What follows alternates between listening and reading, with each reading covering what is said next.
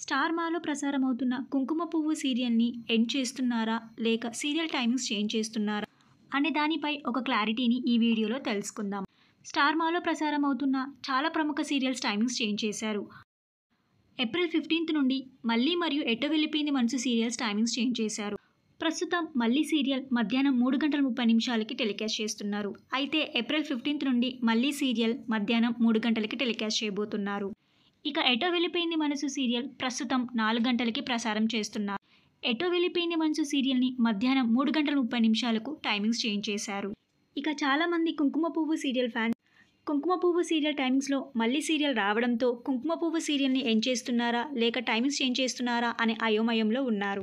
అయితే 'కుంకుమ పువ్వు' సీరియల్‌ని మాత్రం ఎండ్ చేయట్లేరు. 'కుంకుమ పువ్వు' సీరియల్ టైమింగ్స్ చేంజ్ చేయబోతున్నారు. 'కుంకుమ పువ్వు' సీరియల్‌ని ఏప్రిల్ 15 నుండి సాయంత్రం 4 గంటలకి టెలికాస్ట్ చేయబోతున్నారు. గత 8 సంవత్సరాలుగా 'కుంకుమ పువ్వు' సీరియల్ తెలుగు ఆడియన్స్‌ని అలరిస్తుంది.